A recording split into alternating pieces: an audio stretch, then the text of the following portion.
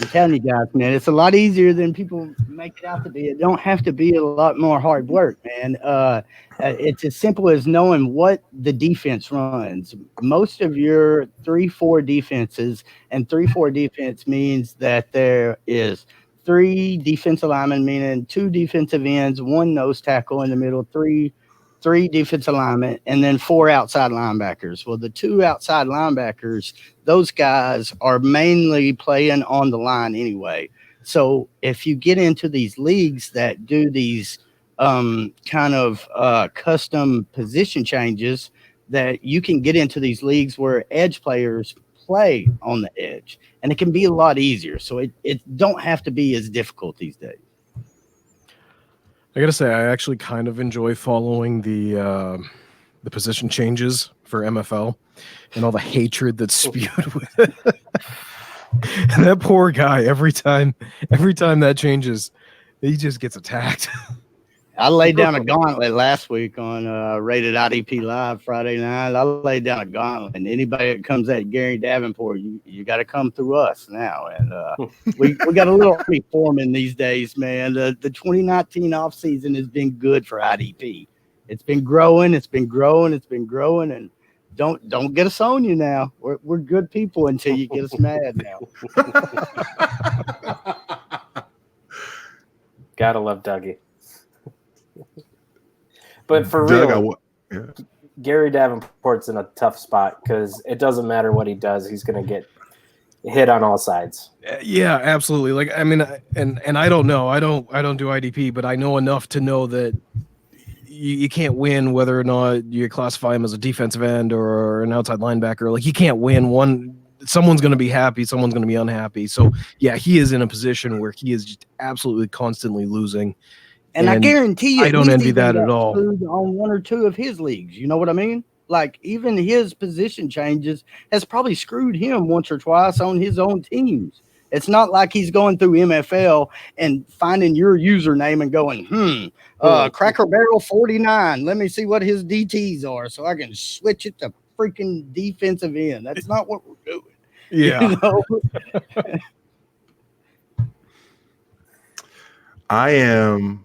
I just love where we are right now. This is too good. That was the open that the people needed, Doug. Man. I'm passionate about it, man. I'm going to grow this. I'm going to make us all come together, man.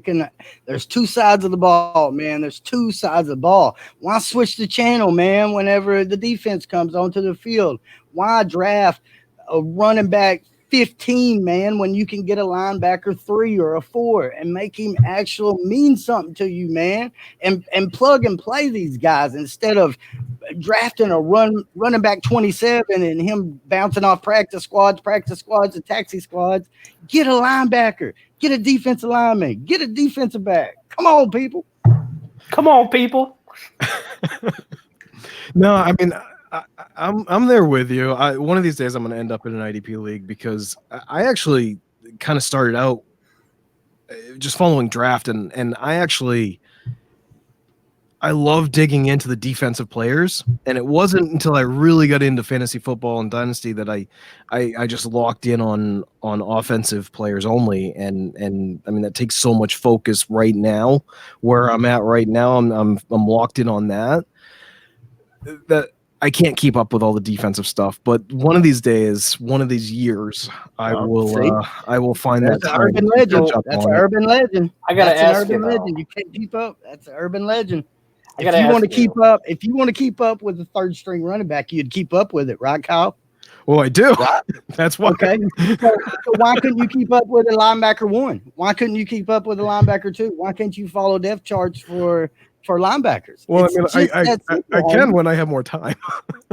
It's not about more time, man. Hey, and that's a whole other set of depth charts I got to look at. All it costs you is $1 a month. All it costs is $1 a month at IDP guys. Plug it. Oh man. But I gotta ask though. So when you're thinking about matchups and you're thinking about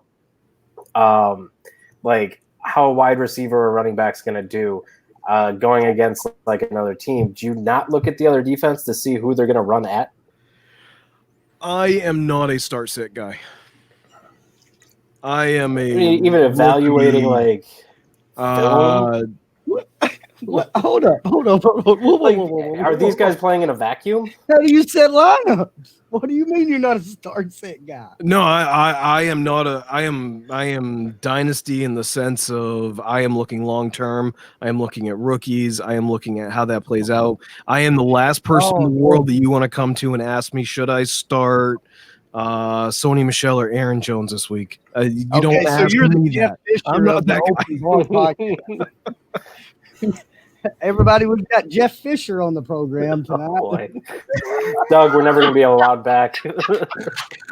No, this is beautiful. This is beautiful. Listening to Kyle get skewered right now.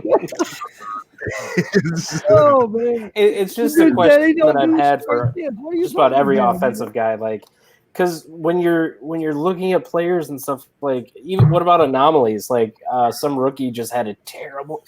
Well, I don't know if this is the best, but the preseason game, Arizona versus Oakland, when Kyler Murray came out looking like shit, and everyone was like, "What's going on with Kyler Murray?" Like, I get it. So let me paraphrase that they had a vanilla offense and it was a preseason game, all of that out of the way. But you don't look at the other side of the ball and say, okay, why did Kyler Murray had a bad game? So you can say the offensive line, but who's the offensive line, holding back? And that's when you start getting into, okay, now you're diving into IDP. What is the defense doing? Why are they successful? Who are these guys that are putting Kyler Murray on his ass every other play? Yeah, no, I hear you, and I do look at it. And I love I do. Kyle. I love What's you, that? And I love you, buddy. No, I mean, I pay attention to it as much as I can within my scope.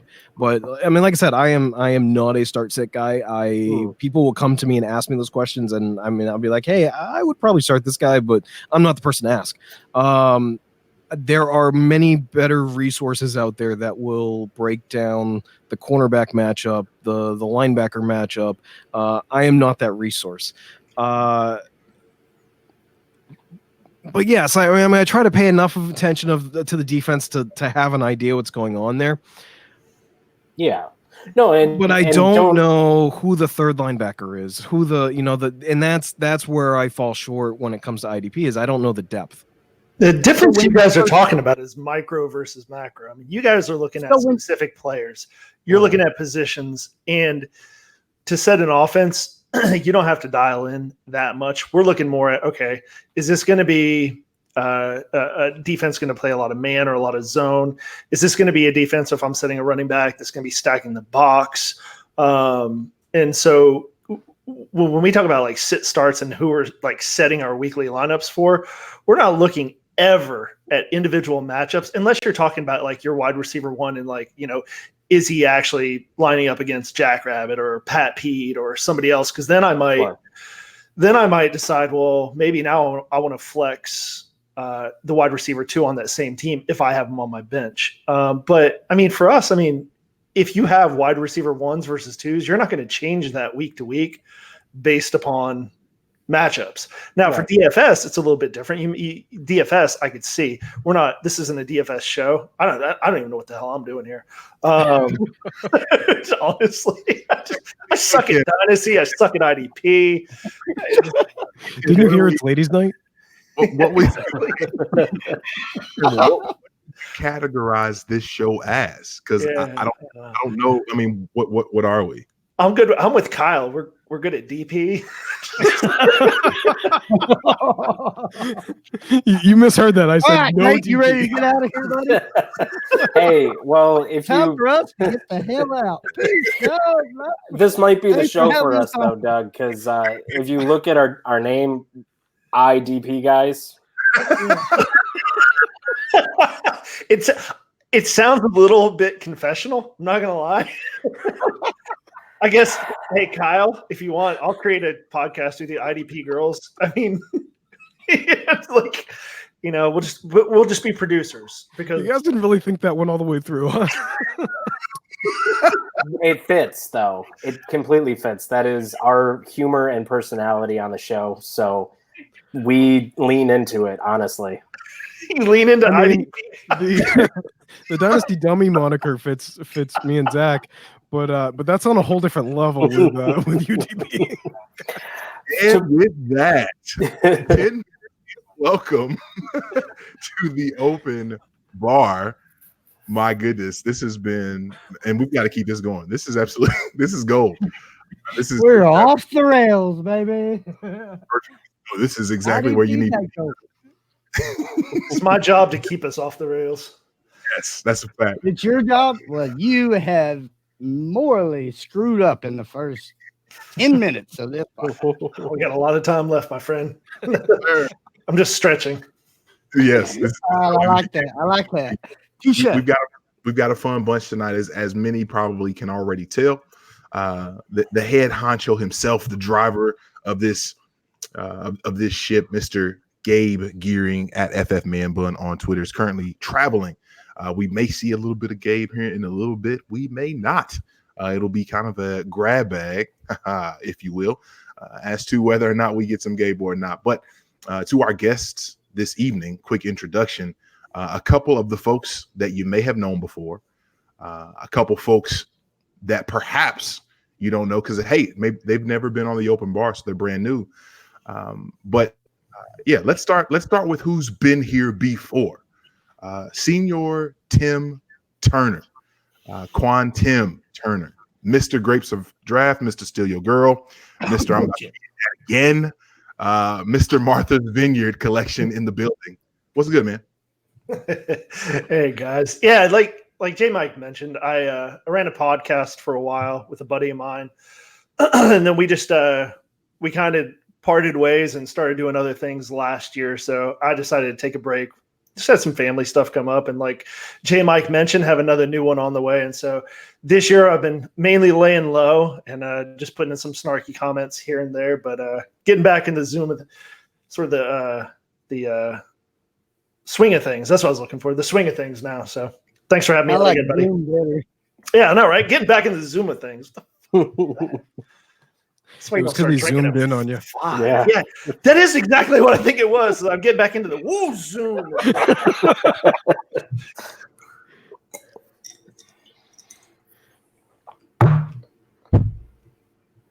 Awkward pause. Oh, I was going to say, I think we lost J Mike. I think we lost your audio there. Am I still here? Oh, there you are. You're back. All right. Hello. It's like, was I supposed to say more? I love J Mike. Tim, always good to be with you. Thank you for coming back through. To our noobs. Oh, and by the way, this wouldn't be a Tim Turner appearance if we didn't give a massive, giant shout out to the woman who wears the pants in the Turner house, Mama Turner, Miss Turner, Mother of the Year Turner. She's the bomb.com. So shout out to her, first of all. But moving on to a couple of folks who are brand new to the bar. The homie himself. And it's funny because between Tim and Doug, a couple guys, both that I've met through the first lady of the open bar, Miss Casey Kasem. What up, Casey? Wherever you are, hope you're well. But Oklahoma Doug, what's good, man? What's good, J Mike? Thanks for having me on, man. I started to say hello, everyone, and welcome to Rated IDP Live. But I remember we're on a different show, man. So thanks for having me on, man. Glad to have you. Without question, glad to have you. The boss of sorts at the IDP guys, if you will, the man himself, Nathan at Nate Cheat on Twitter. Nate, what's good, man? Hey, what's going on? Excited to be here. First time on the show. I've caught your show before, and it's always been an entertaining one, to say the least. So hopefully we can maintain that tonight. I will try and be as entertaining as I can coming from IDP guys. So the one thing I did want to also say, we have a secondary site for offense, dynastyfootballdigest.com. So check it out. There you have it, people. And out of the bullpen, a man that I begged and pleaded and begged some more to come on this podcast for many a moon. my one of my bosses per se, one of my friends per se, one of my partners per se. I like partner, not boss. The man, myth, the legend, my big brother, one half of the Dynasty Dummy duo, Mr. Kyle LeBrec. Welcome back to the bar in a co-host capacity. Welcome on. You are talking me up far too much. That is just too much. And zoom in. Can you put up the comment that Zach, my partner, put up at 9:54? Oh, no, 9:54. a little bit back. Okay. Because this just sums up. This just sums him up.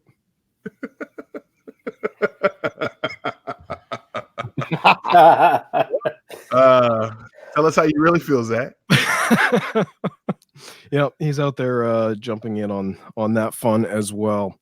Co-host of the Dynasty Dummies and partner with J Mike for the Blitz. And hopefully some more cool stuff in the near future. Indeed. It is my pleasure to be able to have everyone on this evening. Glad to be able to do it. So let's jump right back into something, Kyle, because I believe that as we were coming on this evening, Doug, Nate were making their grand pitch basically in regards to IDP and the wonder that is defensive players and everything of that nature. So what you're saying is in 2020, we can expect a Dynasty Dummies, not only Dynasty Dummies podcast that features IDP, but an actual Dynasty Dummies league that has IDP in it. Wait, Zach won't be no part of it. Wait, I got it, guys. I got it. IDP Hey, Dummies. Zach's out. Oh, done with you, Zach. That's gonna have to be one of our next expansion projects. You think we can get Outhouse to start up a trade addicts with IDP? I know he doesn't want to start any more leagues ever again, but if he starts that up, I'll think about jumping in. Another great name, IDP Addicts.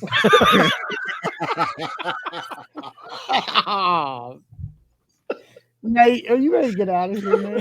I've heard it all before. It's not new. We've said it on the show. Here, let's just go, man. But it's new to us. Enjoy it. So I have so many comments to say off of those, and I know it would get us taken down. yeah, I'm gonna save mine too. Yeah. We'll leave it for the chat. Fair enough.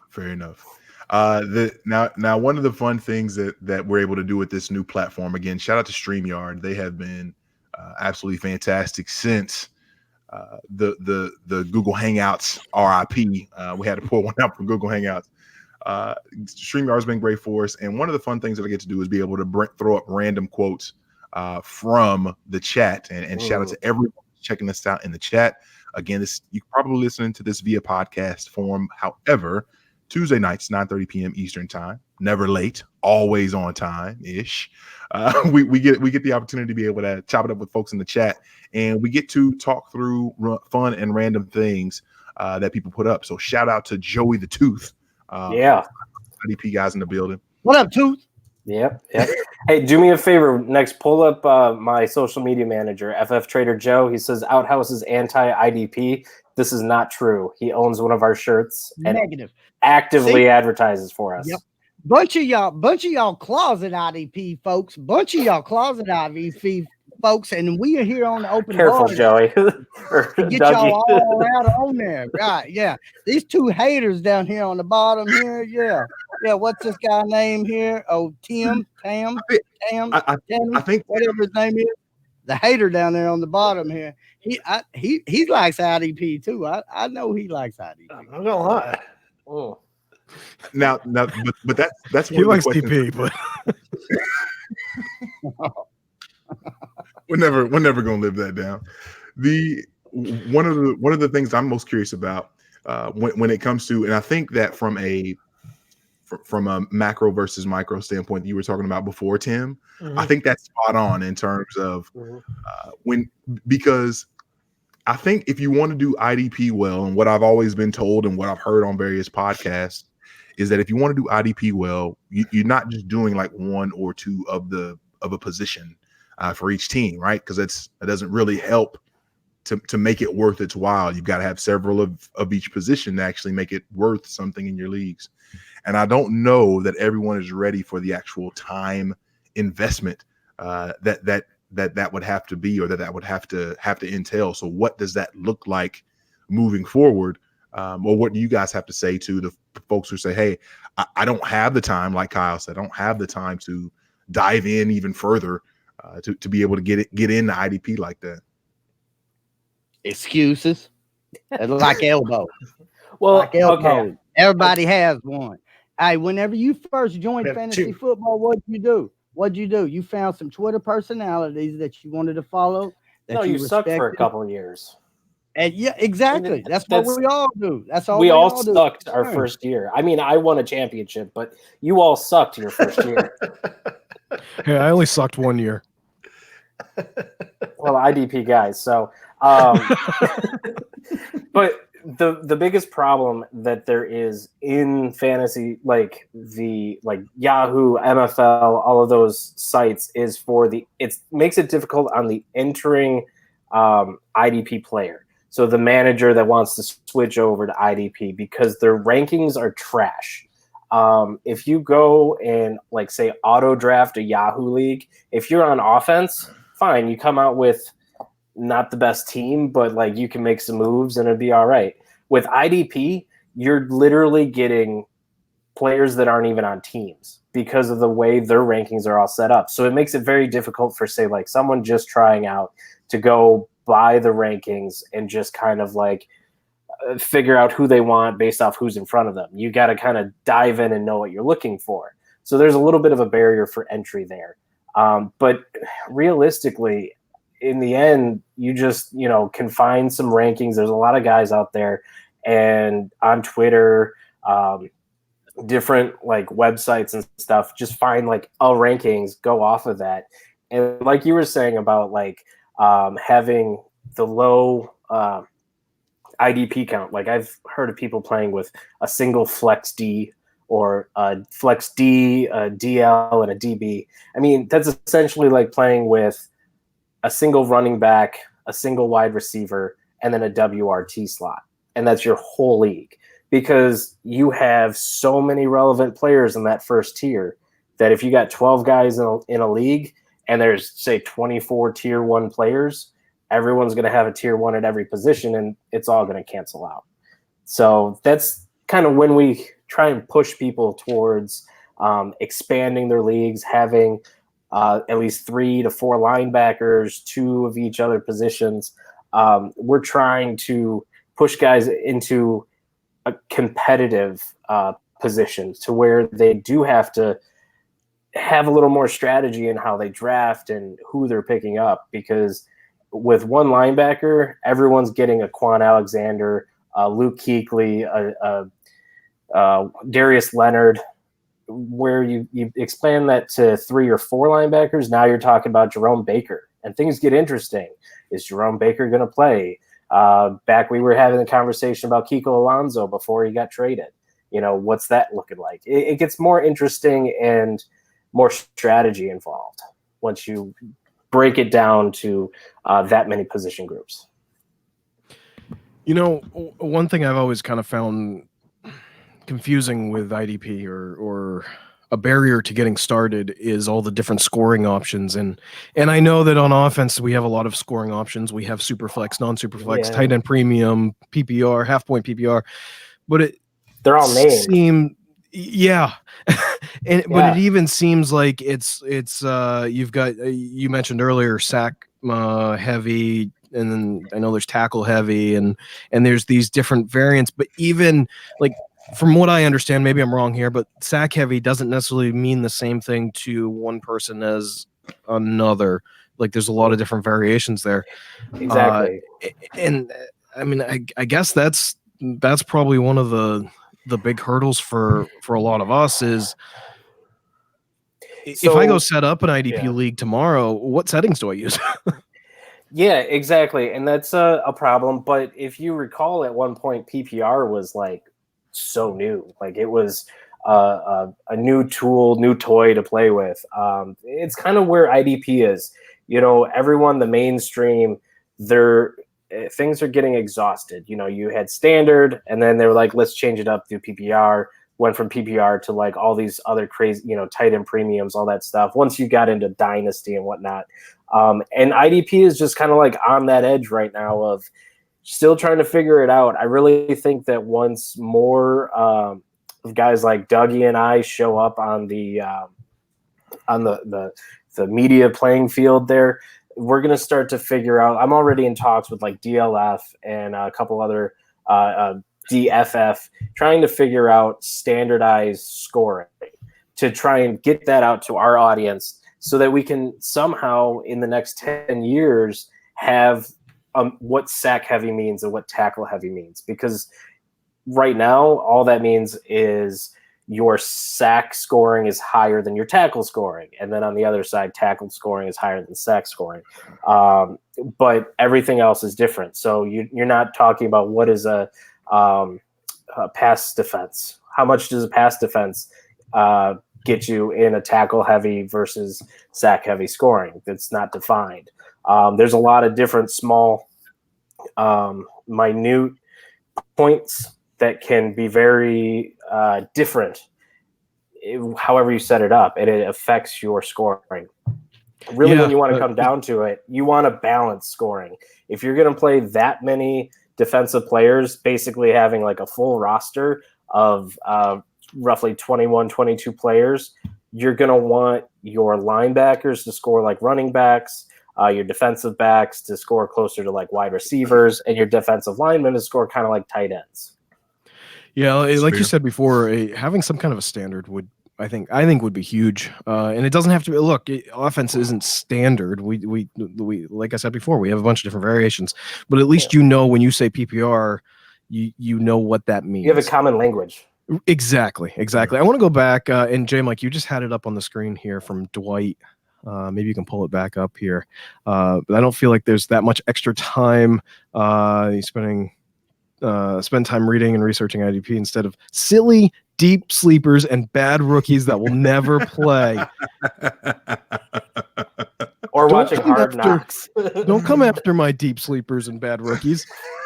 But he has a point that I was going to make, and that's the thing is it's not about, look, we all have a certain amount of time, and it's a finite amount of time, and it's like having a jug of water.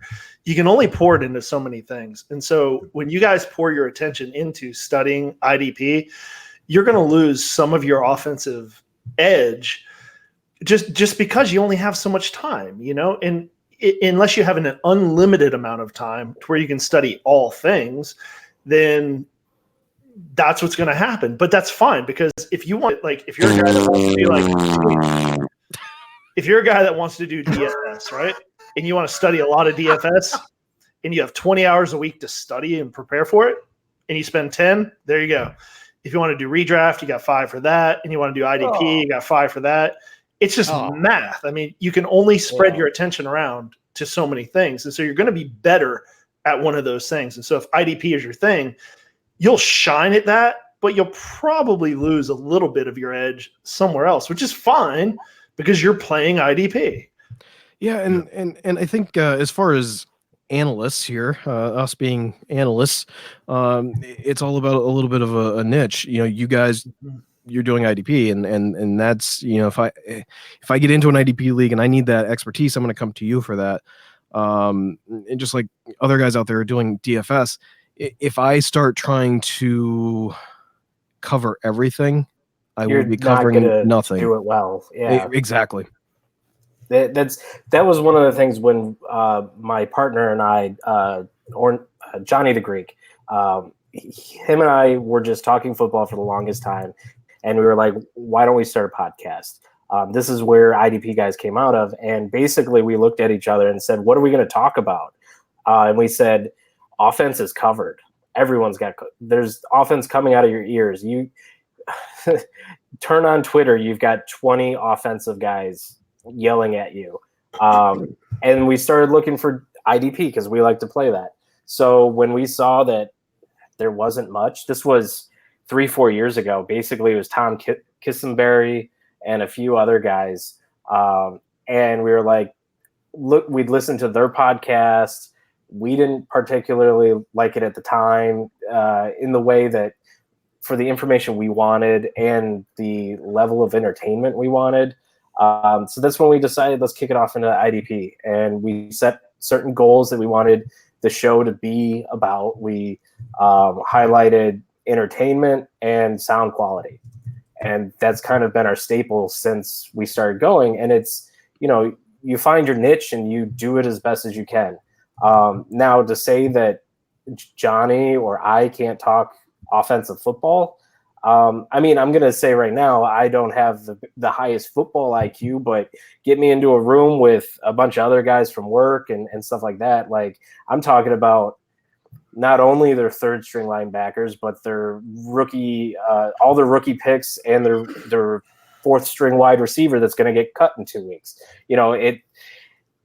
It all depends on where your measuring stick is. Am any of my guys as good as you for, super diving into offense? No, because you spend 20 hours a week on looking at offense. But for the average Joe out there looking for information, are they going to really get that much better information from you versus us on offense? I don't know. That's not something I've tested.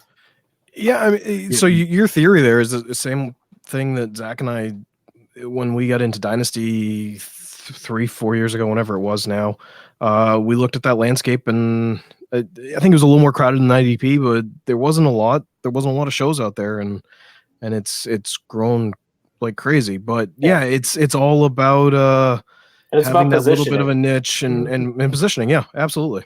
In what direction do you want to lean? I mean, we all love fantasy football. The thing is, like, which direction do we lean? And the direction we lean is we're going to spend most of our time studying. Doesn't mean you can't be great at all of it. It just means whatever your main thing is, that's probably where you can be the best at it. Yeah, exactly. So, and it's good that you guys are, because the thing is, I'm interested in IDP. Literally, the only reason I haven't dug into it is because I'm scared of things I don't understand really well. I'm scared that I'll dive too deep. Hey. I don't know. I'm the same way. The thing is, I'm scared that I'm going to get interested. Yes. So Zach and I, and this concept came from someone else originally, but we always joke around the fantasy football's like, you go smoke a little bit of weed, you just do a little puff pass.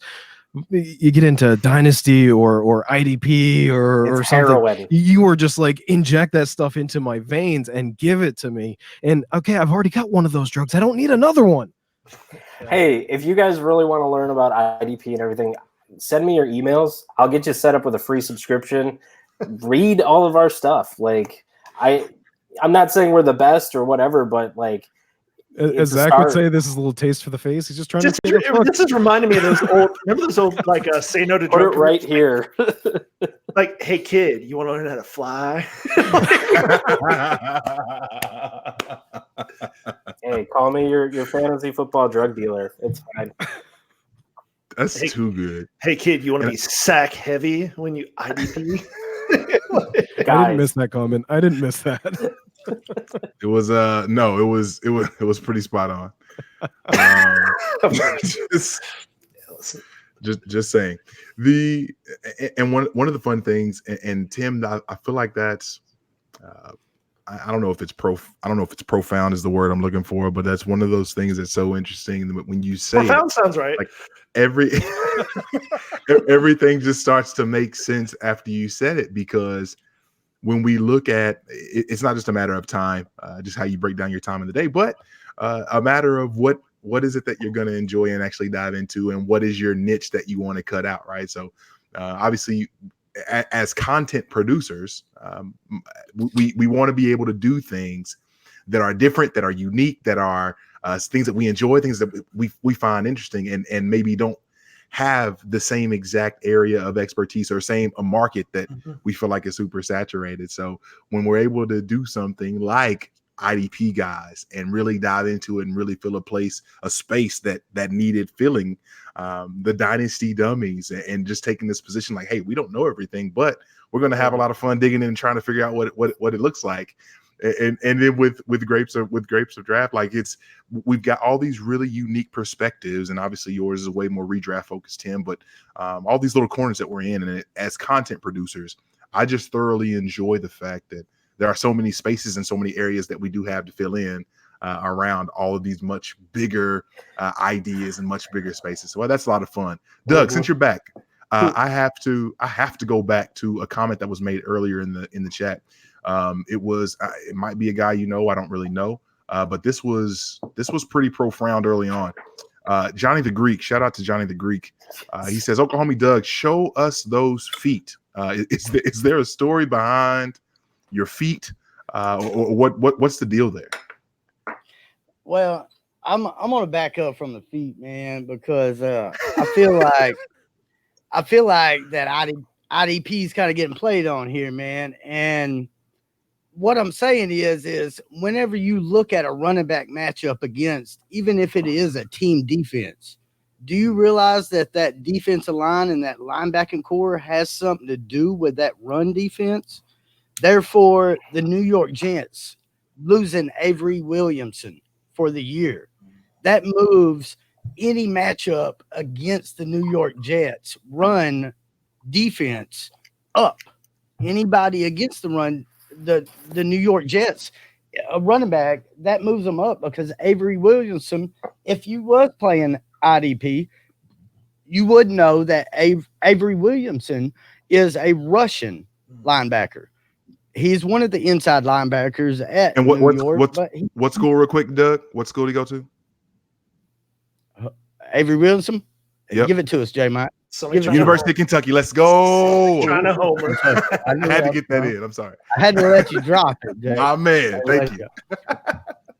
Okay. All right. So you were saying. All right. So let's say the majority of fantasy offensive leagues play a team defense. Okay.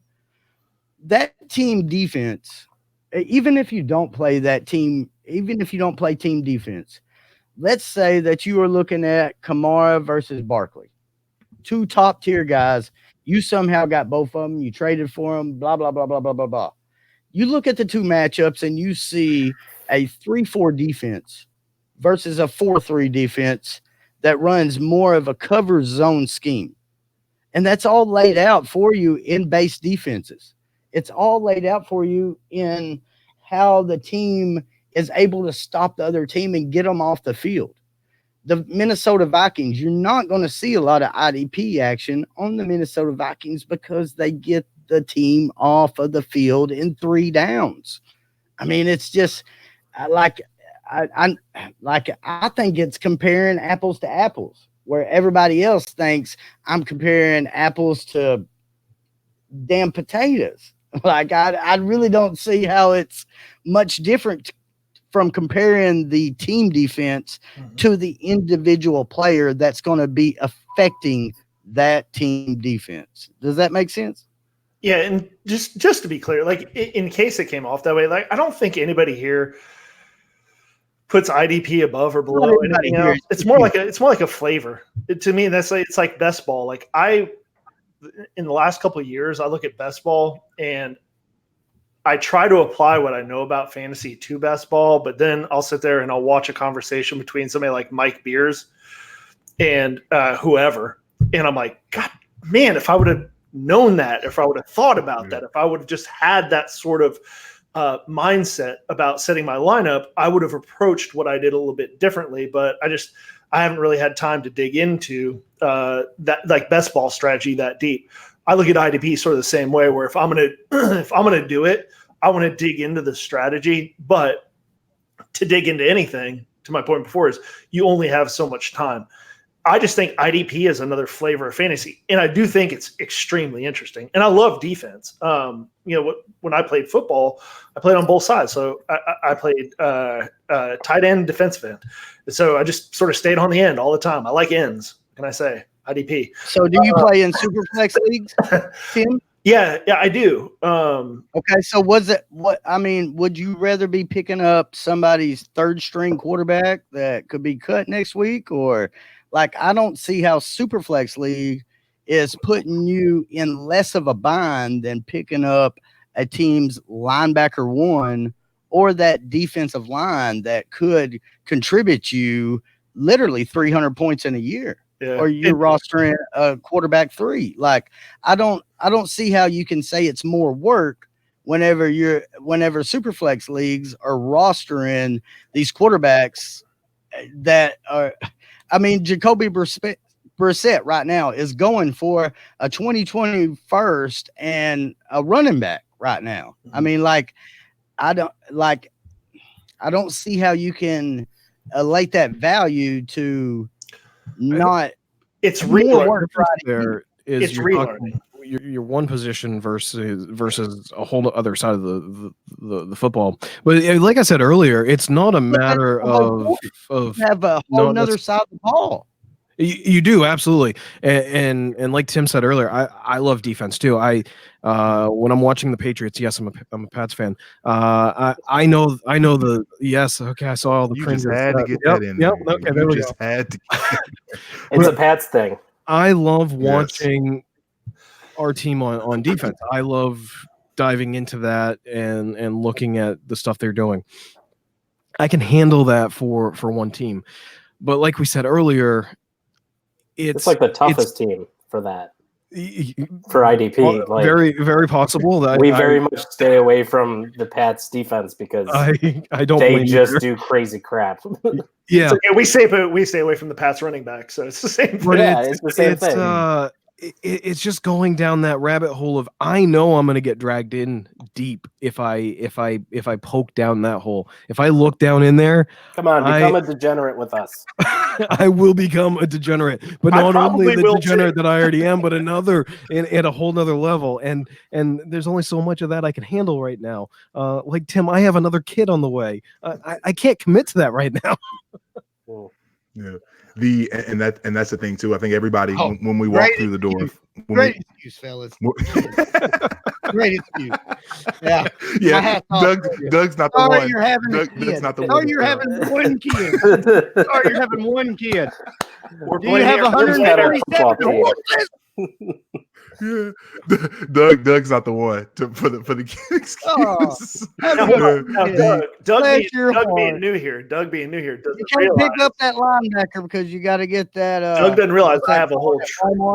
Doug doesn't realize that I already between my wife, all my wives, we have Are you Mormon? Like like exes and we have 7. Y'all both got tribes. Y'all both have tribes. We have 7. So between you and Doug alone, that's 3 basketball teams that you guys are trying. No, I mean, I was just thinking like you guys have just about a football team. There's 2 football teams right there. No, seriously. Doug's on defense. Your guys are on offense. Let's go. Perfect. Oh, we'll kick his ass. My kids will kick old Tim's ass. Every one of them. Here's the thing. See, I'm from like little tots. I'm from Arkansas, so I know we'd kick Doug's ass. Oh, this could actually be a thing. Doug was just talking about how close he was to Arkansas. Careful. Yeah, we can make this happen, Tim. You ready? We're still rolling 13 deep. I got the venue. We're going to need a full-on school bus. Hey, athletic director for Valiant High School. I got the field ready to go, Tim. Well, I'm not there anymore. I got the hell out of there. Okay. I mean, it is Arkansas after all. You left that out of your story. Yes, I didn't know. There's pieces. There's pieces to it all.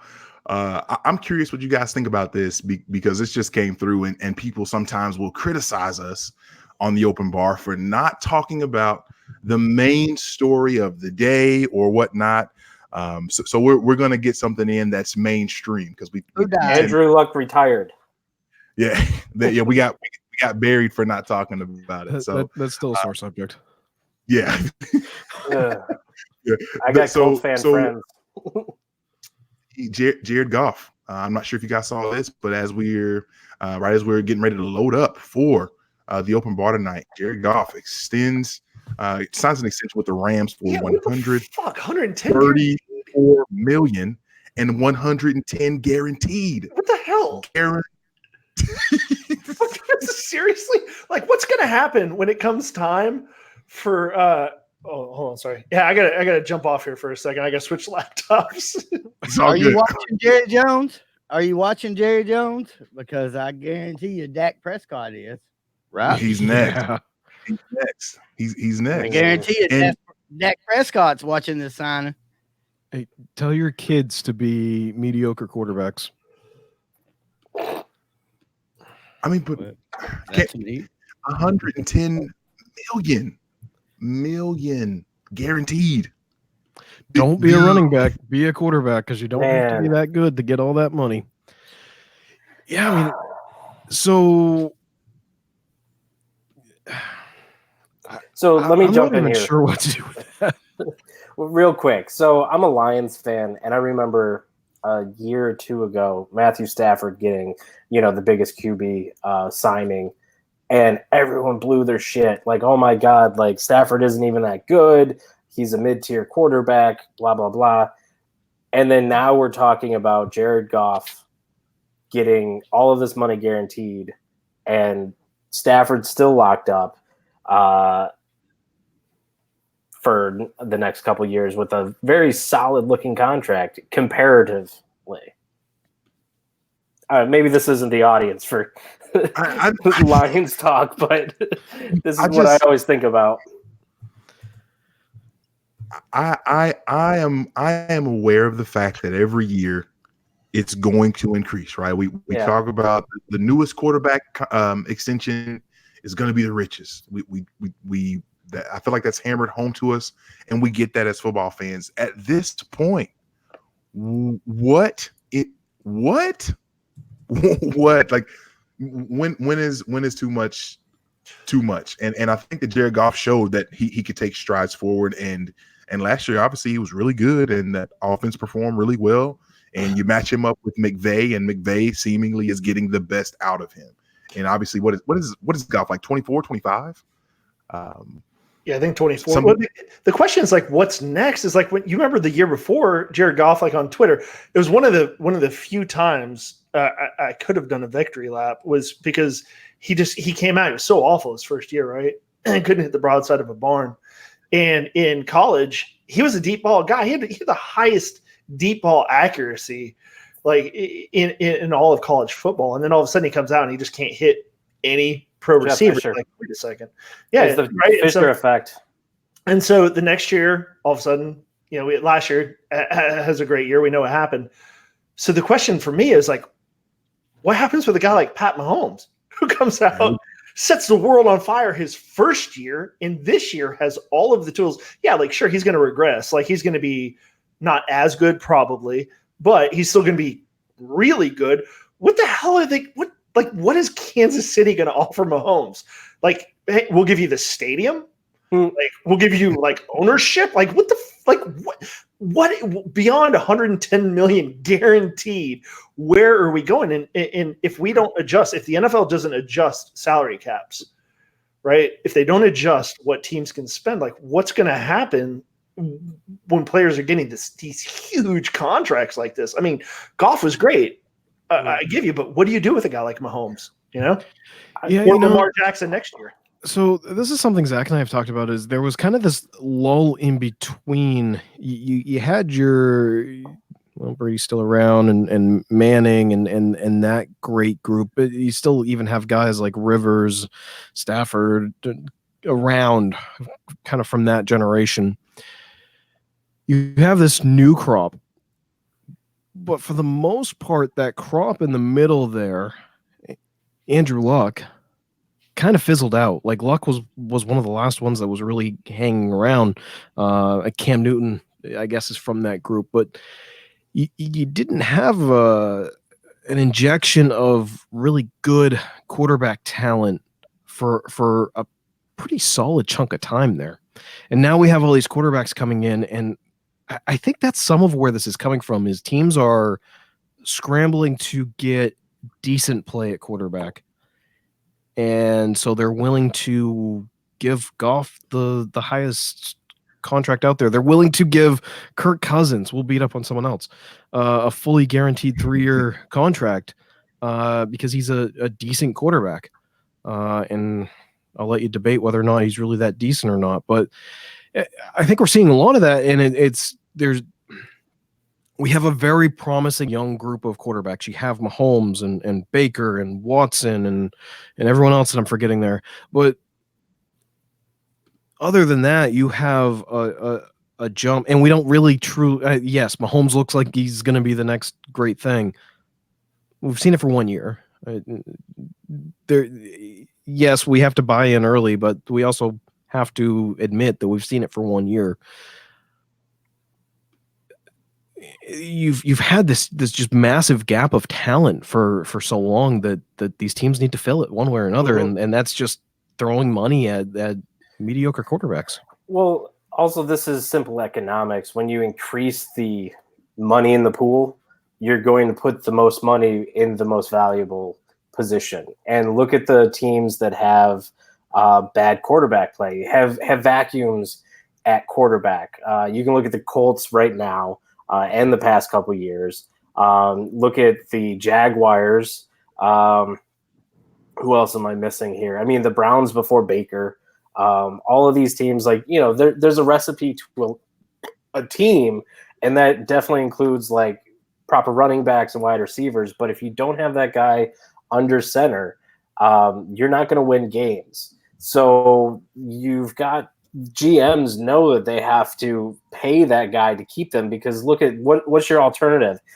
Lose Jared Goff and go for whatever rookie that could be coming up in the draft. You don't know where you're going to land. You can't bank on it.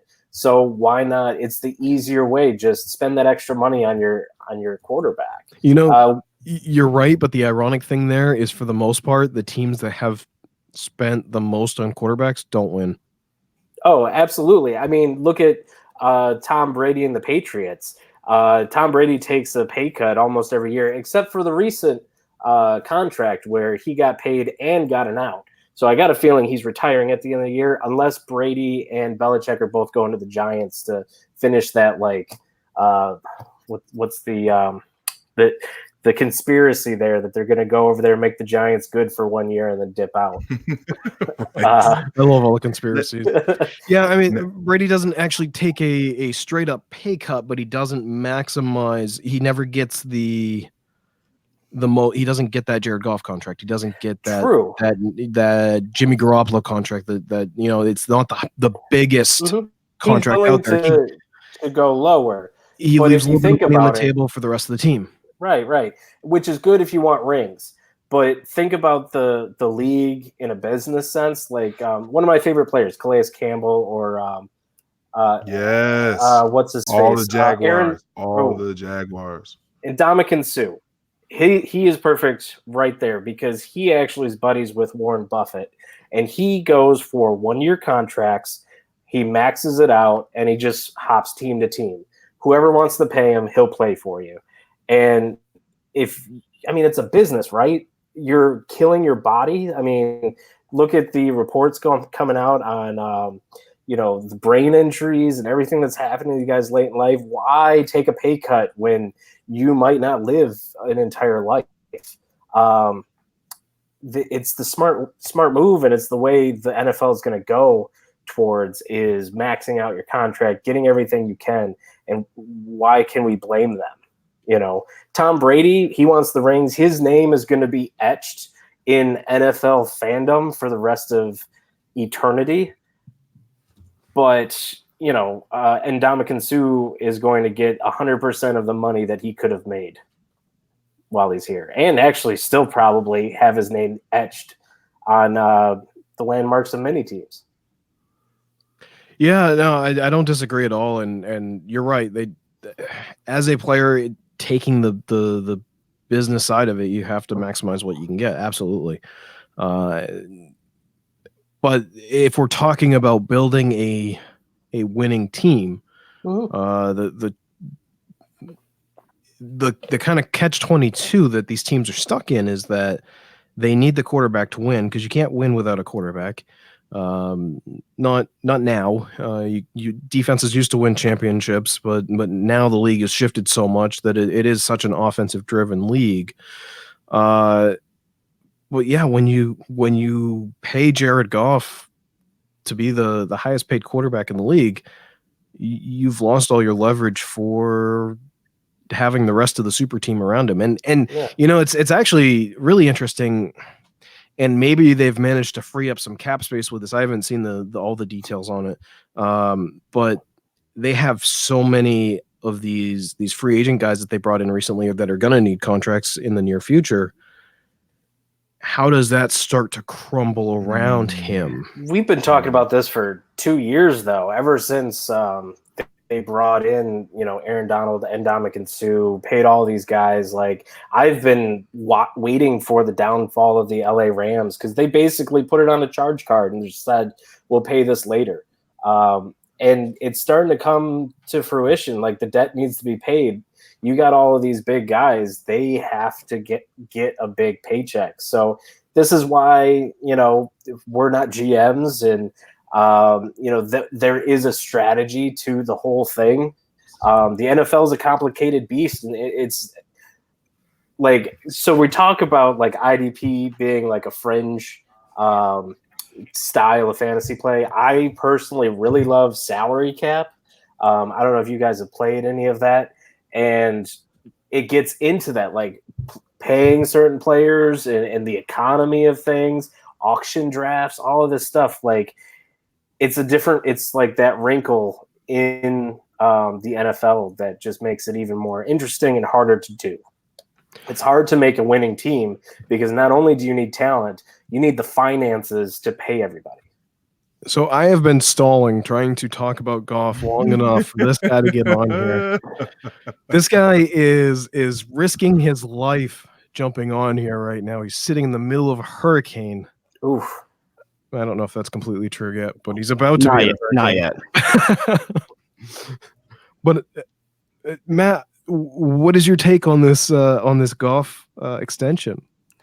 I mean, I'm totally with you guys saying that no team has ever won the Super Bowl paying their quarterback like top 10 money, but I mean, you got to pay him. It's either pay him or he leaves. So you got to pay him. And I've seen people berating the contract, saying that Jared Goff is nothing more than a Muppet to Sean McVay, but Sean McVay's not the one throwing the ball to the players. So, I mean, same argument for the Patriots, right? Exactly. I've seen so many system QB comments over Jared Goff over the last couple weeks, or the last couple years, actually, since McVay got there. But I mean, we've seen him. I think it's because of what happened under Fisher. I mean, Fisher had him as a bottom 5 QB in the league, but I mean, that offense is also a bottom 2 offense in the league. So, all right, Matt, I love you, but it's what happened in the Super Bowl, man. Okay, so we're going to judge a player's entire career over one game. Mic drop. Yeah. You just wanted to stick it to you one time. You just wanted to stick it to you. What a jerk move. And of course, I love this setup right here. Respectful. It is. And I love our setup right here with you guys right next to each other, Rams, Patriots there at the bottom of the screen. This is good. Let me ask this. And I know that I might be risking life here, life and limb by asking this. But I do want to go through real quick. Obviously, Goff gets the contract. We know that Cooks has already been extended. Robert Woods is coming up. Obviously, they've got to pay, or they did pay Aaron Donald, one of the two, right? Oh, he's paid. They paid the man. And Donald got paid. Was that before or after Khalil Mack got paid? I think it was days after or days before. I think it was one or the other. I forget which one was first. One built on the other. Okay. Yeah. It was 11 days after. Yeah, well, because I think was it Donald or Mack were just trying to get, basically they were wanting the biggest contract. Mack got traded. When he signed with Chicago, then yeah. Yeah, and Chicago signed him for Mack's deal, and I think that. So remind me, was it Aaron Donald first, or was it Mack? I can't remember, but it was days away, days difference. Yeah, I believe Mack got his deal second. I think so. I think that's right. I believe it was about 11 days. It was about a week and a half before Donald got his due. So let me ask this, because let's talk from a dynasty standpoint. Tim had to dip out with the computer issues, and he's going to be coming back through perhaps. But I know Tim's typically redraft focused. Let's talk dynasty for a second, big picture. I've got ADP up here for August, and right now, or I guess in August, Jared Goff was going at quarterback 11. So let me talk through a few guys in front of him and a few guys behind him, and you guys just tell me who you'd rather have. And again, Goff right now is going at QB 11 in August. Let's go all the way up to his running mate in 2016's draft, Carson Wentz. Carson Wentz or Jared Goff? Goff. Wentz. I'm taking the floor of Goff. I'm taking Goff there too. I'm taking Goff because Wentz is going to get injured. Wentz. What? Wentz. Doug, I feel like you and I are the only non-crazy people right now. I don't know. I get it. What just happened? Kyle, what is this? Up until last year, it would have been Wentz, but Yeah. Robert Wood, because everybody else is going to be hopping around on one leg. no, I mean the injury history You here with gonna Wentz throw is starting to get concerning. So you got to carry. I mean, you don't have Nick Foles to drop on the back of your roster as the backup anymore. Is that what we're down to? Sudfeld? Is it Sudfeld up right now? I thought Sudfeld got hurt. I mean, Josh McCown right there now. That's right, Josh McCown. Yeah, so now you got to carry Josh McCown, or I mean, you got to back him up. And yes, I think the upside with Wentz is higher, but the upside with Wentz is higher, but wow. Okay, I don't trust Wentz. They're right there for me, okay. And I just lean a little bit towards Goff now with these injuries. I just want to let you know real quick that Carson Wentz is going as QB6 in August ADP, FYI. Too rich for my blood. And you know what? I don't have either one of them that high. Okay. That's where it really gets there's other guys I would rather have. Let me work. You don't have Goff. Talk to him, Doug. You don't have Goff as a QB1. He's all clear. Let's do this. Let's go down to the next person at number 7. Russell Wilson, Jared Goff. Wilson's too low to begin with. Okay. Wilson should be higher. Great. Yeah, exactly. Okay, that's a 5-man sweep there. I like that. Moving on. Kyler Murray. No way. Jared Goff. It's Goff. No. It's Goff. Yeah. Goff. How can you put Kyler over there before you even threw a pass? It's a rookie. Yeah. Guess who's going to do it? I would take. Yes.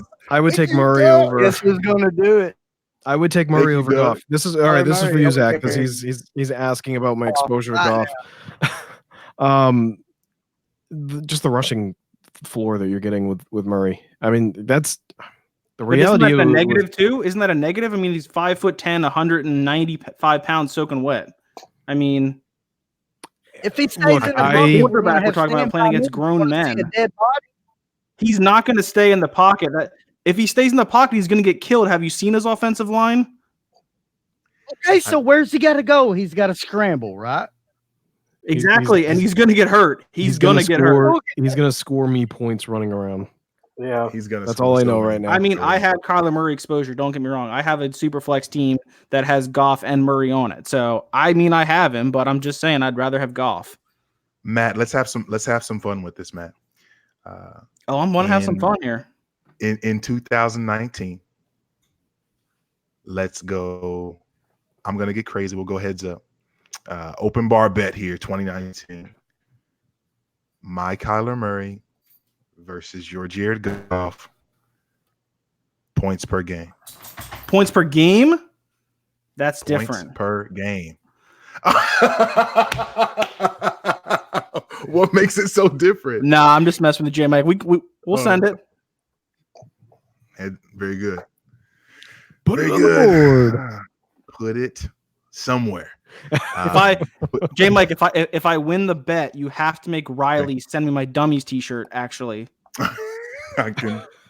I will send some goons out to Riley's house to make it happen. Let me go behind Jared Goff real quick just to see if there's anybody that you take behind him. Right behind him is Jameis Winston. Jared Goff or Jameis Winston? For Dynasty or 2019? Let's say Dynasty. Jared Goff. Jared Goff still. It's tough, but I don't know about. I mean, Winston can come out and throw 20 interceptions in the first 10 games this year, and then he gets benched and he turns into Blake Bortles. So for Dynasty, I gotta go Goff. But for 2019, give me Winston. Yeah, I'll take the upside of Winston for 2019 too. Okay, Doug, where are you going that way?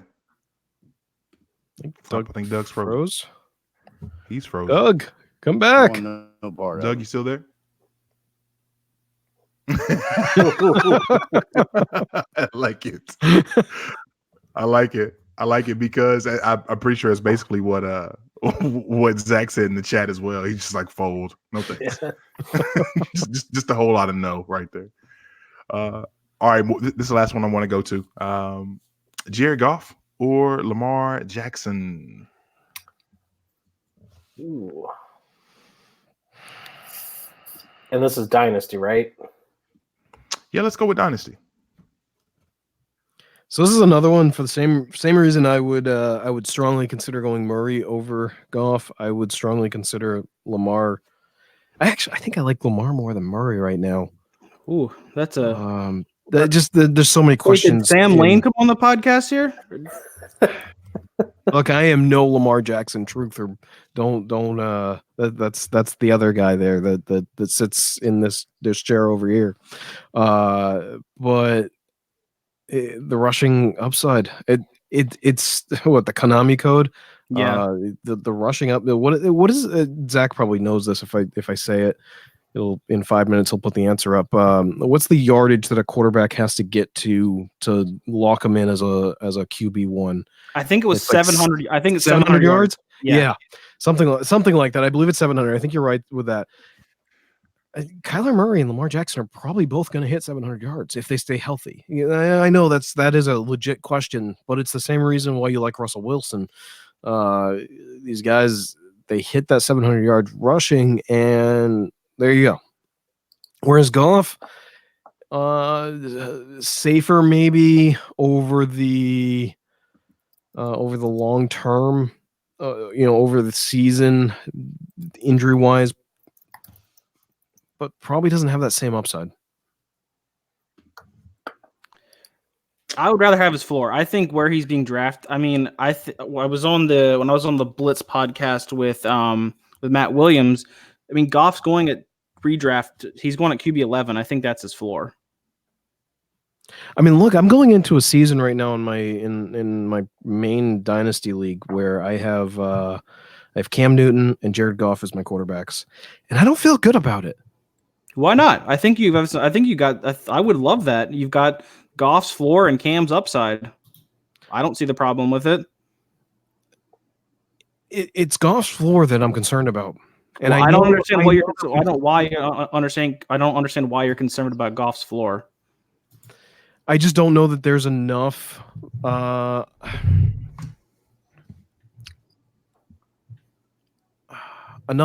there from them. I know it's a high output offense, but do you see a little bit of a step back coming off of last year? I don't understand why we would. Because teams tend to take a step back when they lose a Super Bowl. I look. I'm really didn't not stop the Patriots. Didn't stop the Patriots last year. Well, I'm just saying. As we've learned, they are the anomaly. They are. No, they are. Look at the Falcons.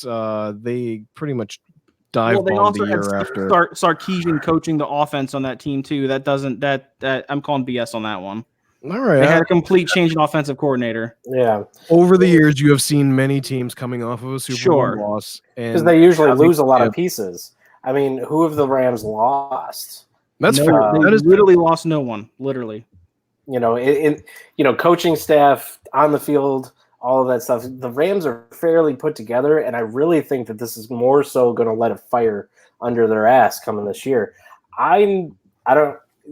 Statistics say that after a Super Bowl loss, after a Super Bowl itself, you regress. But I don't know. I think the Rams could at least continue something similar to what they did last year because nothing's really changed. So I've got faith in Goff at QB 11. Sure, I'll get him every time. Guys, is it just me, or does Doug look way different when he spins his hat around? I know I was gone for a few minutes, but it does fucking wonders. Like, I mean, it's like changes the same guy. Changes his accent and everything. I do live in the South, but I'm not from the South. Not that far south. Sadly, Doug is having some issues with his connection, so I'm not sure he's going to be back with us this evening. But yeah, while you were gone, Tim, Matt Foreman, the golf lover of all lovers, has joined us, and we were doing a quick Jared Goff versus, and in Dynasty, which I know is a word that you don't really know the definition of, Tim. For 2019, and we were talking about the new Jared Goff contract.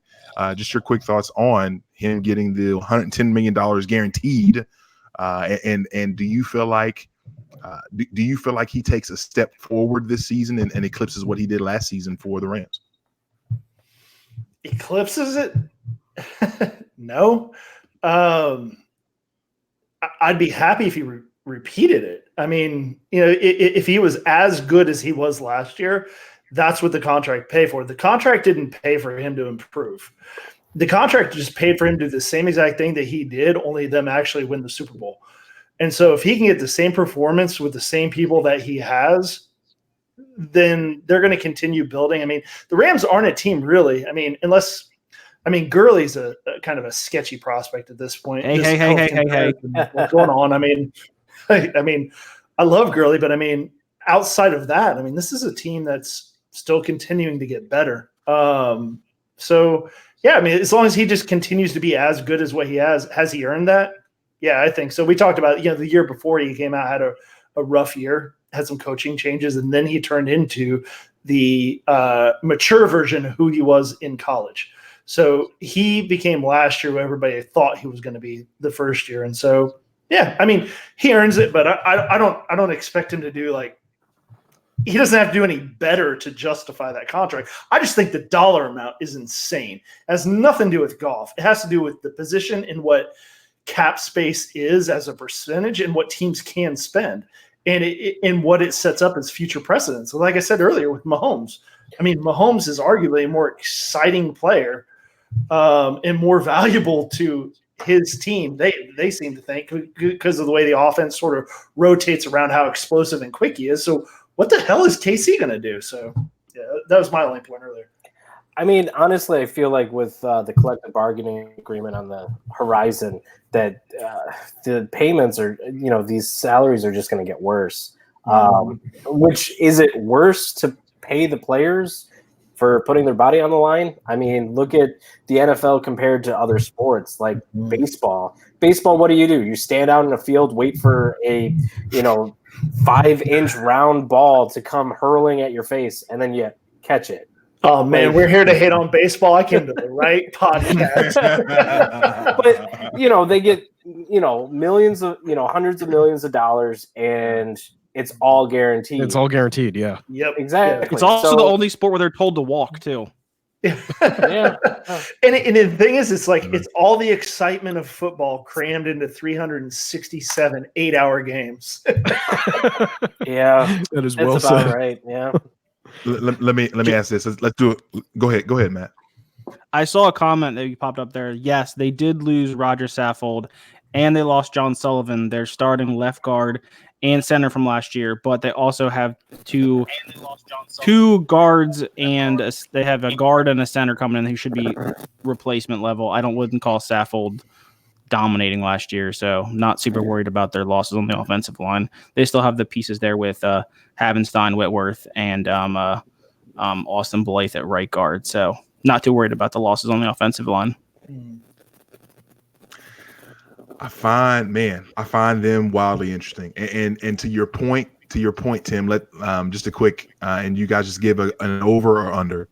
Mahomes guaranteed money in his contract. $150 million when it comes over or under. Under. What, Goff just got 110, right? You said guaranteed, right? Yeah, guaranteed. He's gonna re-up in 2 years? Goff, you think? Yeah, it's going to be a question of availability too with everybody else that's there. So KC's got it; they're going to have some contracts to pay out. So you don't pay Goff or you don't pay Mahomes. You with do, everyone else, like who do they have at running back right now? Like who knows? Like, let's not go down that rabbit hole. Do not go down that rabbit hole. But like the one true thing you have in KC is Patrick Mahomes. Yeah, you're paying that man, and if it's 150, write the check. I'm thinking with Tim here. I think I'm going around the 140 range. I think he's gonna get. He has to get one. Yeah. Yeah, I'm gonna go under. I think he set the bar just a little too high. 2 years?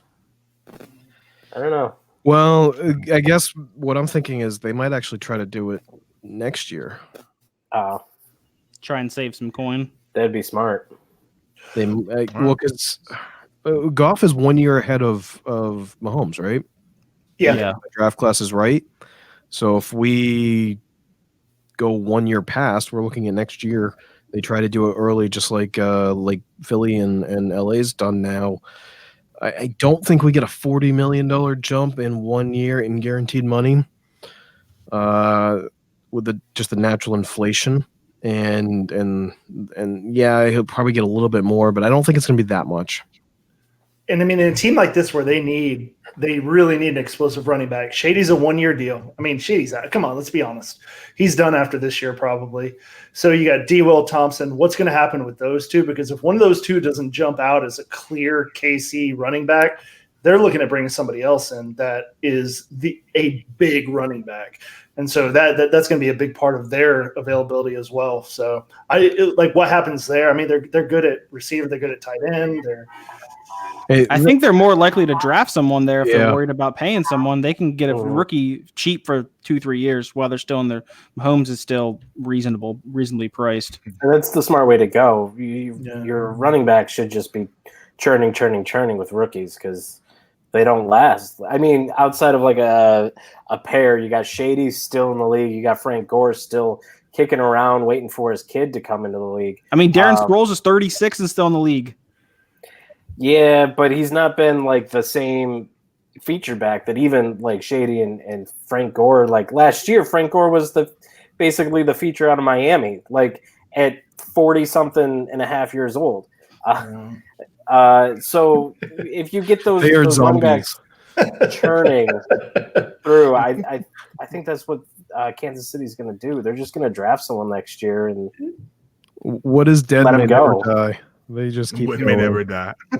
Foreman, but you don't think they're going to Sermon those picks on defense? I mean, because obviously, if they were willing to pay some money for Shady to come in, like they should put some picks on defense. That defense is terrible. That's what I'm saying. So they're going to spend their early picks on defense. I mean, their earliest picks. I mean, they're going to finish this year.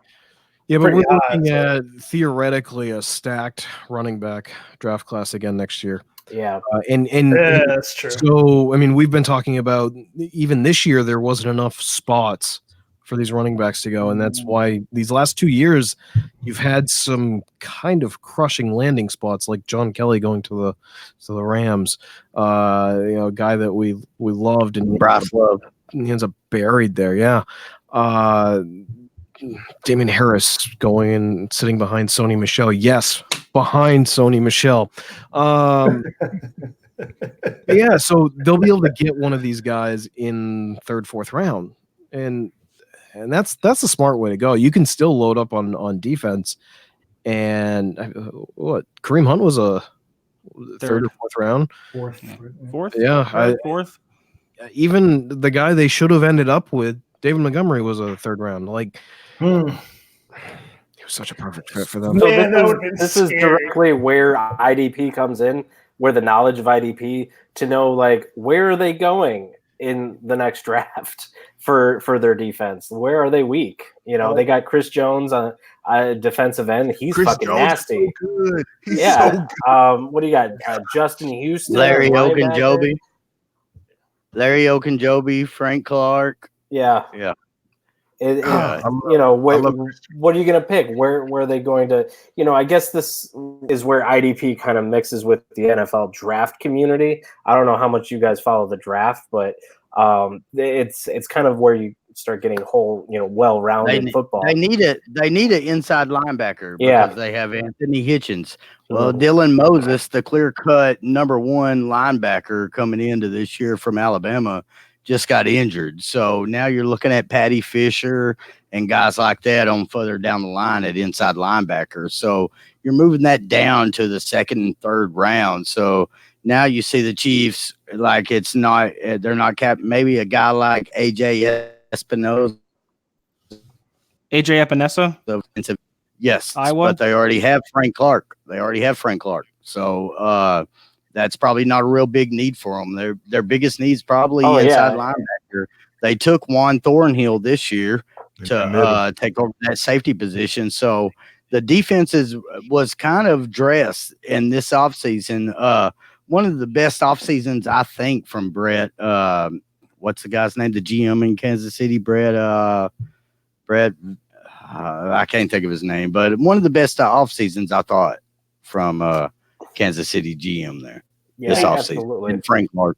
Hey, J-Mac, let me ask these guys while we get these guys a question. So as Miami decides to just go ahead and tank offensively, are they doing the same thing on defense? So, and to what degree?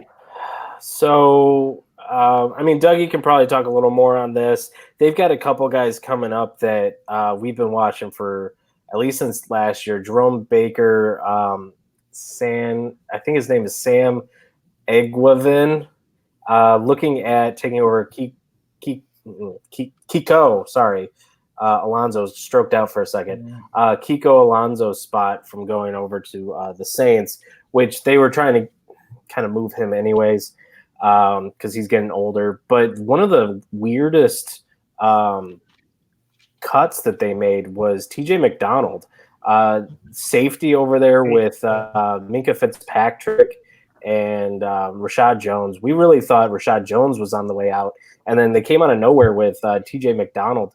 I had him last year on a few leagues, and he did great when Rashad Jones was out. So we figured he was the clear fill-in there. And then they kind of started playing, I guess, 3 or 4D chess and, just straight up cut TJ McDonald. And so I don't really know what they're doing. Maybe Dougie can jump in and shed some more light. Well, it just seems like they're getting younger. I mean, Kiko's pushing 30 years old. Mm-hmm. They let him go. It probably turns out he was going to be a cut as it was, because now that they do have Jerome Baker and Raekwon McMillan, that was on the same Ohio State Buckeyes team as Jerome Baker, them two kind of mesh well a little bit better than Kiko. So let's get rid of the 30-year-old guy and send him off. We just happen to find a trade partner, and I know people hate on what the Dolphins gave for him and everything, but it turns out that they probably was going to cut the guy. So whatever they got for him was what they was going to get better than, cut the guy. So and TJ McDonald, that's still a mystery to me. I'm not really sure. I guess all the money that they're paying Rashad Jones, they want him to step up. They want him to play snaps, and that's all I can think of, Nate, is if they kept this guy and they're paying him this money, well, then he must be playing in the box, because we know that Minkah is going to play that free safety role. Right. And for people new to IDP, free safety pretty much means center field. You're sitting out there in center field. You're waiting for the deep balls to come. You're waiting for the pass to get past the second level. You're waiting for that linebacker to get beat, and you're waiting for the free safety to cover up that. On teams like the Cincinnati Bengals, where it's just not a good defense. A team like the Houston Texans, where the pressure is just the offensive line is so trash. There's teams that you can capitalize on that free safety position, but I don't think the Dolphins is one of them. Mm-hmm. Therefore, I kind of moved Minkah down a little bit, and if Rashad Jones is still there, he's going to be playing in the box, and by playing in the box, that means he's moving up from a safety standpoint, it's usually out there in center field. And when we say he's playing in the box, that means he's moving up, and he's either playing that nickel back, or he's covering that tight end, or he's moving in there to play with the linebackers. So that's what we mean when we say the safety's playing in the box. Yeah, and there's an interesting wrinkle there, because last year Minkah Fitzpatrick was considered a cornerback, so him playing in the free safety spot in many different positions on the field.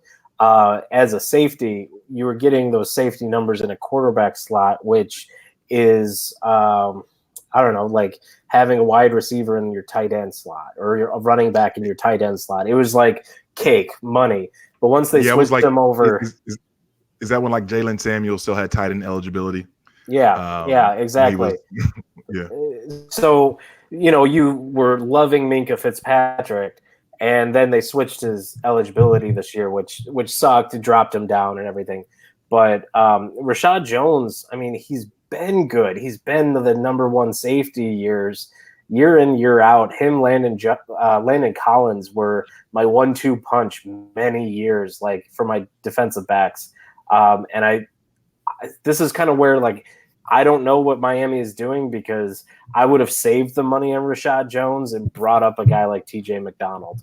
But I'm not a coach. I'm not a GM. That's because of that Belichick coaching tree, because he does that to us every single year on offense and defense, and they're just bringing it down to Miami for you just to mess with you down there. The biggest thing out of the Patriots, Patrick Chung. Too bad he loves that booger sugar too much, because he was the only safety that I would take out of New England. You know what? I wouldn't be that worried about it this year. Well, by all sounds of what's going on up this way, the NFL doesn't look like they're going to do anything with it till the legal proceedings are over with, and that's going to take about a year. Really? So you should be pretty safe with him this year. Interesting. That's good to know. Foreman, real quick. And he ain't a young guy, so maybe he just retires. But he was the only guy that would produce. Yeah. Maybe he just retires after this year, and I don't know. Foreman, real quick, before we let you go, and then we'll get ready to close the show in a minute. Bring one other person on real quick. Any parting words you have before you deuce out regarding Jared Goff? The contract was probably more than what it should have been. I will give that, but there's no way he deserves a dime less than Carson Wentz got. So That's fair. I don't understand why people are complaining about $3 million. That's absolutely fair. Yeah. Fair. Appreciate you, Foreman. All right, boys. Have a good one. You as well. Oh, right. So there were 5, and we had one wanting to get in here for the last 5 minutes to be able to chop it up real quick. You hear me? Yeah, you cutting in and out. And you can get Man Bun on. So I'm gonna get out of here. Appreciate you, Doug. Love you, Dougie. You the man. I don't know. We'll see if Gabe gets on here, but I guess you guys we can go ahead and get ready to close the stow down, if you will. Golly, it's been a lot of fun this evening. A lot of good talk. A lot of IDP knowledge, gems dropped there. Nate, we'll start with you, man. Talk to me. Where can people find your work? Where can we find more of you? Well, you can find me on Twitter at Nate Cheat. My partner and I run the IDP Guys, so that's IDP or at IDP Guys or idpguys.org. If you're interested in looking into, taking a step into IDP, definitely check out our website. We also have spawned into more ventures.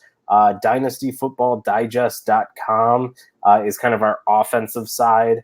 And then we are kicking it into the YouTube sphere with Writer Digest Network. That's REITER Digest Network. This is where it's basically our network of podcasts. I started off with one, and now that's grown into about 4 different podcasts, YouTubes, all sorts of stuff. Just I got his team of 20 writers that are very energetic. Oklahoma Doug is one of them, and we put out a ton of content between offensive, IDP, and then now video. So definitely check us out. We've got videos dropping almost every day. But come on to idpguys.org. For $1 a month, you can get access to all our premium information. If you want rankings, if you want data, we just kicked off a IDP offensive trade calculator.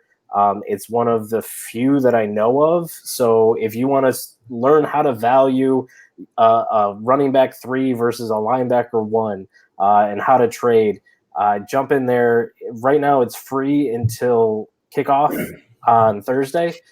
So, that's idpguys.org and just tons of great stuff. For subscribers, we got a subscriber chat. So we have a ton of people in there and they're always asking questions. Oh, and the podcast, IDP Guys podcast. Hit us up, iTunes, Stitcher, Google Play, all the things. All the things, all the places. Yeah. And I just want to make sure it was idpguys.org. Yes. Don't go to .com. So .com is owned by Football Guys, and I've been don't ruin this joke on me. Yeah, come on. Come on, man. Don't get all serious. All the IDP one can handle. Yeah. I'm venturing into the bar, and the only way that you'd be able to see this person is if you were actually in the live chat, the live video feed here. My better half, my main man, my main squeeze, the face that runs the place, FF Man Bun himself, Gabe. What is good? Is this mic on? I Nope. have no idea. No, we can't hear you. It is. See, we needed a mic check before the show. La la la la la la la la la. You're good, brother. It's perfect. We hear you. Am I actually good? I couldn't tell. Yeah, you're really good. You are. You're good. Yeah. You guys are trolling me? Okay. Well, I took the headphones off, but here I am. Oh, what's up, fellas? What's going on? Cheers. Cheers, Nate. Nice to meet you, my man. Yeah, good to meet Kyle, you I finally. missed you. Tim, I missed you the most. Oh man, I've missed your face. We just haven't been on a pod together in a while, my man. Yeah, it's been a while. So, do you have a good night? I took you all in my bed, mobile. So come on in. That's a headboard? That's the headboard, baby. Jesus Christ. I thought that was a bench at an Applebee's.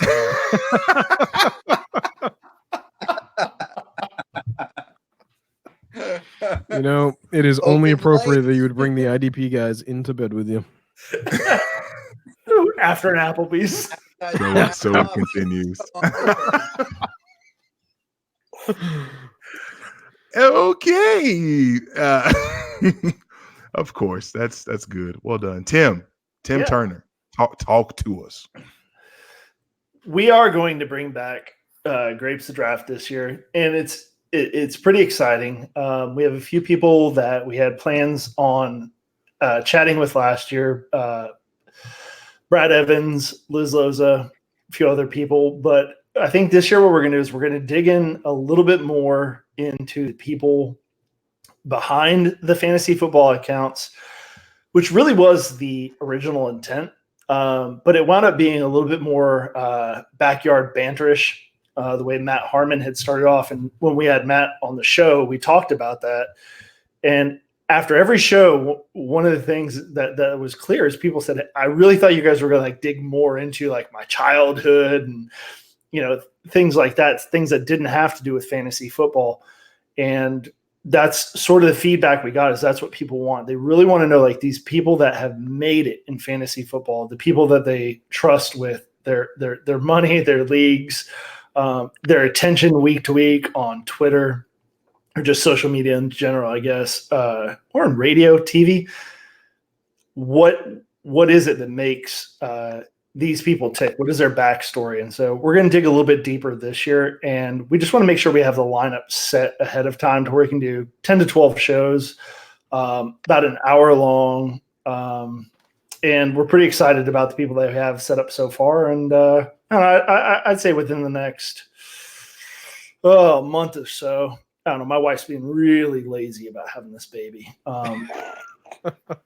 She's like really selfish about it. Like I told her what my schedule was, but she's not working with it at all. And I thought this was a partnership. I thought this was a team. If I can even use that word, team.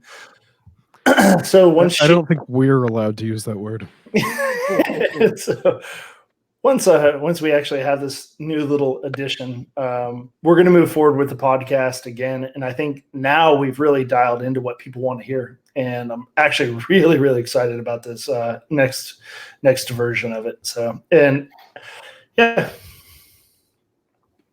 That's what's up. Very good. Very good. It's funny because once you make it to that level, people stop caring so much about your fantasy takes and want to know about you. Where I'm at, it's who do I start?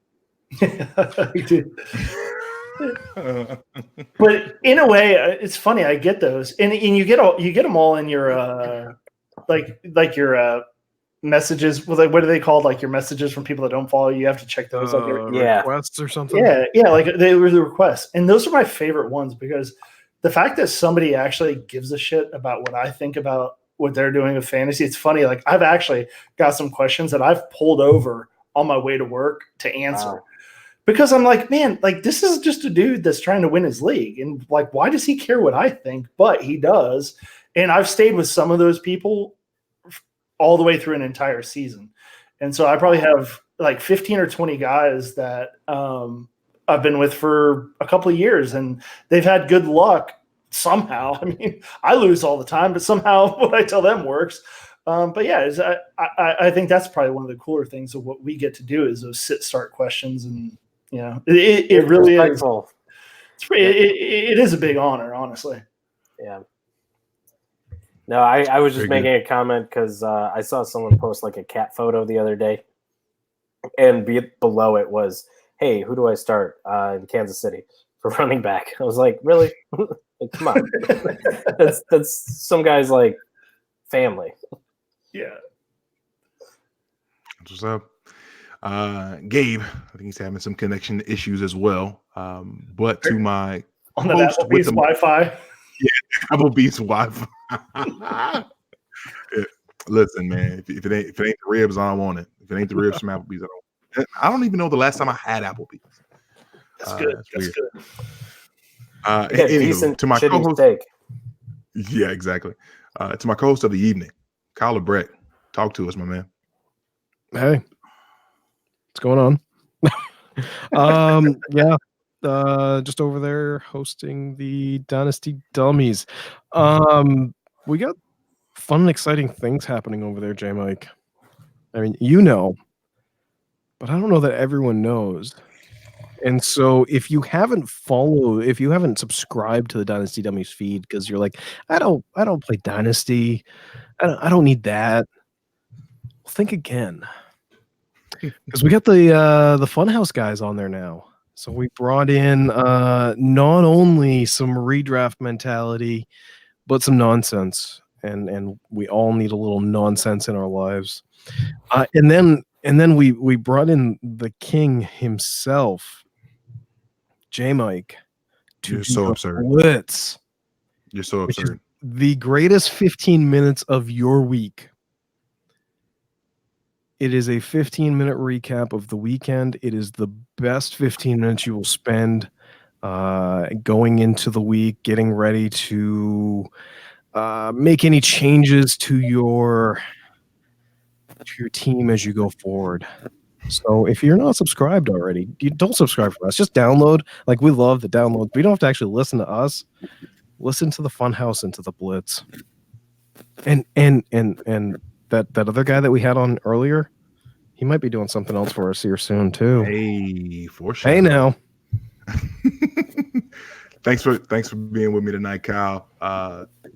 Doug, any parting words?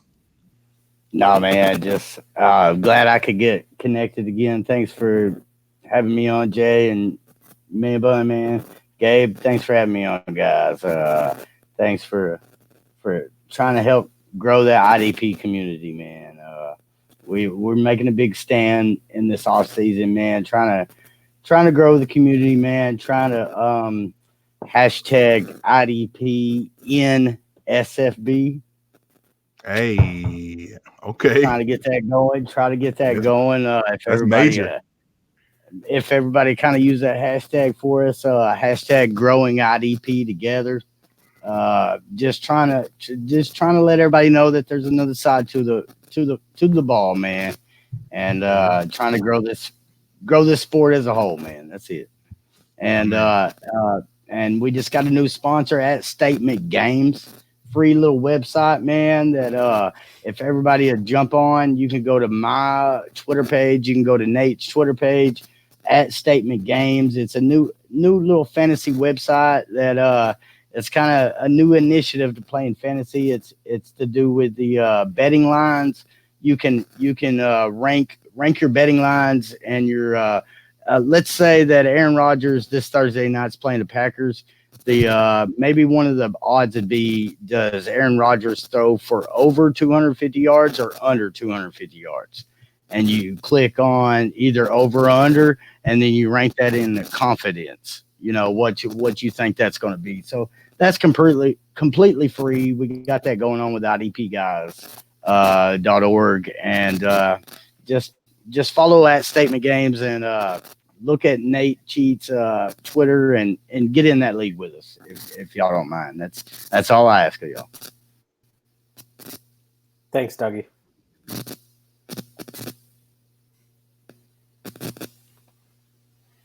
All right, awkward silence. All right. Sorry, I muted myself again. That's the second time I did that. I'm such a failure. That's what happens when there's too many. That's what happens when there's too many hosts on one show. I'm juggling so many things on my screen. I said that's a solid. Gabe's over here giving me the evil eye like the wife does when it's time to wrap this shit up. You know what I mean? That's what Gabe looking like. Gabe's always the one wanting came in to say hello. Going. Yeah. I know you did. You just got that old No Country for Old Men look on your face. Gabe's still waiting for his jalapeno poppers. Hey, man, I'm ready to keep this party going until you're all on IDP train. Gabe, what do you have for us so you can get back to your table of stale French fries and chicken dinners? Shots fired. I bet you didn't shrimp or deveined. Did you want to talk about Damian Williams and Mecole Hardman? Cooper Kupp action? Cooper Kupp? I was hoping that night without me, so that when I come back, I don't ever have to. We were waiting for you, man. Well, thanks for saying hello. Did you want to say goodbye? You could tell that Gabe wasn't here though. Like, I can't believe you didn't bring Chris Carson up, J. Mike. If Gabe had been here, Chris Carson would have. I saw it in the chat 15 times. I know you didn't bring it up. Gabe would have brought it up. So I'm not trying to compare. It's not like mom versus dad, but no, he's so much better than me. But mom would have brought it up.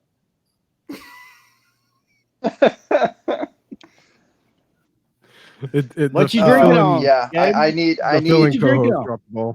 About Chris Carson. I don't know how long ago that dichotomy was, but it seems like it's forever ago, and it's somehow like sort of kind of relevant again. I mean, Hopkins is like, above and beyond, obviously, but you still can make the claim of Carson over Hopkins, which is just absolutely psychotic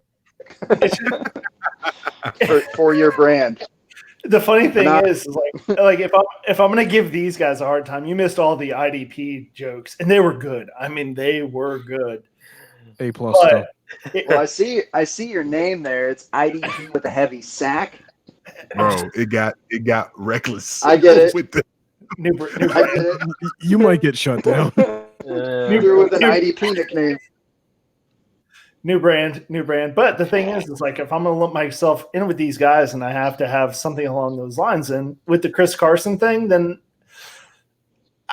I came too early. Oh my gosh! Hey, and there's one. And with that, yeah, Mike, go ahead. $1 in the jar. Wow, appreciate everybody rocking with us this evening. No, Tim, nope, we're done. Nope. Thank you guys for joining us. To everybody in the chat, thank you guys for rocking with us. Everybody listening in podcast form, we appreciate you. To Nate, Tim, Doug, Kyle, Gabe, myself, we are so grateful for your time. Please share this with a friend. Share this with one of your homies, one of your league mates. Show some love. Whether you rate us and review us, whether you find us on Spotify.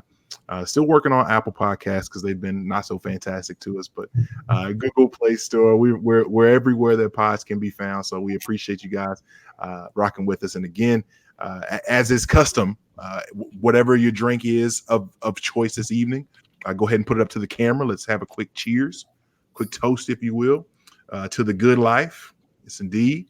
And we will talk to all of you good folks next Tuesday, same time, same channel.